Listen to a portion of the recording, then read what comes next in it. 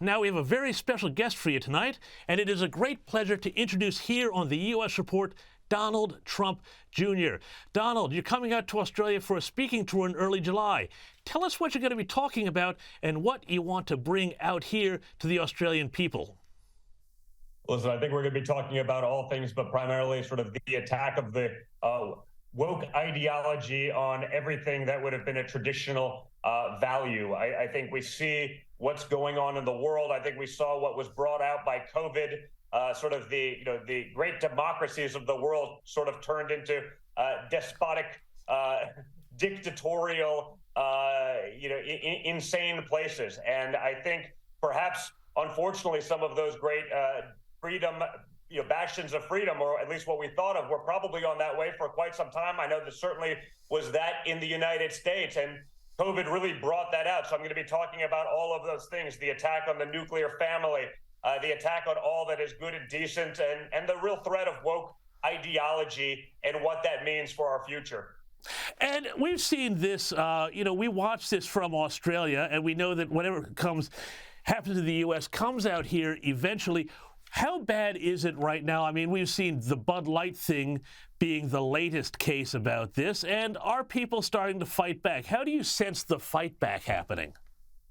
Yeah, listen, I think people are finally fighting back. But, again, I wake up some days, I think I'm in the Truman Show. I'm looking for the video cameras.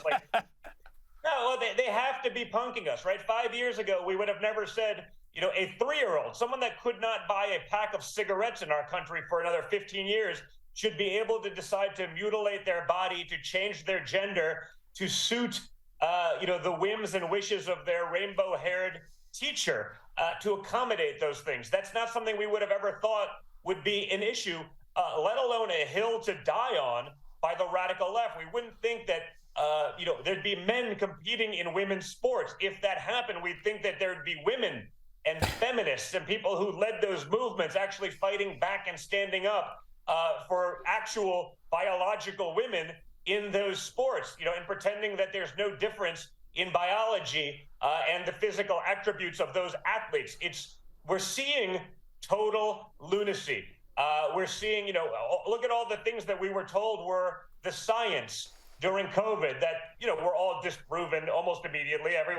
Everyone with a brain knew that, of course, the Wuhan lab leak theory was the most plausible answer.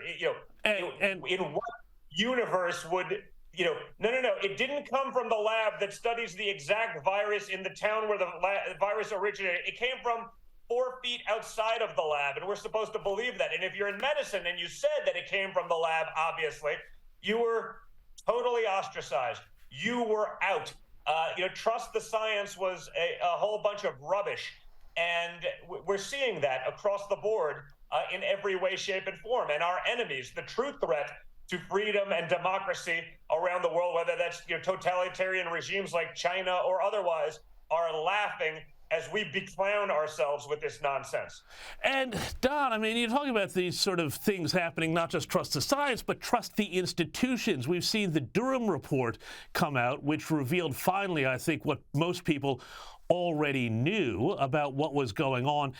Your dad's running for president, and if he wins again, what is he going to do, you think, to drain that swamp, which was laid out very clearly in the Durham report, and that did so much to, I think, upset American politics, foreign policy, and really tear the United States apart? Listen, I think we have to burn it all down to the ground. I think you have to start over. These institutions have been corrupted. They've been politicized. That's evidence. The people who have been screaming about democracy for the last, decade or so, they seem awfully silent that unelected officials at the highest levels of American law enforcement would actively work with the other party, the then sitting president and vice president, the candidate from the opposing side, to subvert the duly elected president of the United States, the leader of the free world. Not only is there crickets from those people, but they're still pretending like it didn't happen. Now, of course, anyone with a brain knows it happens. Trump was right about that, just like all the other quote-unquote conspiracy theories that have been proven to be 100% correct a few months later. Now, we're just not going to talk about it. Our media has been just as corrupted in that they don't want to talk about it because they're functioning as the marketing department of the liberal and the radical left movement. Same with big tech, and same with big social. And so, the conservatives, while proven to be right, are still up against multi-trillion-dollar industries that are actively functioning as the marketing arm of the radical left. And that's not an easy thing, but we need people to speak up. We need people to be unafraid, and we need people to get involved to make sure that this woke, ridiculous ideology doesn't take over and destroy everything that we hold so near and dear. And Don, I mean, we saw, the story the other day about how the IRS seems to have swapped out the team that was looking into Hunter Biden's tax affairs, and on the basis that a whistleblower said, hey, this isn't right here, what's going on here, how they're handling it. What about these agencies like the IRS, the FBI, which I think you had a very funny meme up saying that it stands for following Biden's instructions? I mean, should these institutions be just simply reimagined, defunded, start again? How corrupt is the rot in these things? I think you have to go scorched earth. I think they're far too corrupted. I mean, just imagine for a second if the roles were reversed. Imagine I was Hunter Biden, Donald Trump was Joe Biden with the exact same fact set. People would be in jail for life. There would be outrage. It would be a never-ending media cycle, and rightfully so. And yet, when it's the leftists doing this, when you have, the son of a president who's a crackhead taking $1 billion from China, and all of our country's policies seem to be China first, America last. We won't shoot down a spy balloon. We won't do anything. I mean, and no one even asked the question, hey, do you think maybe we're compromised?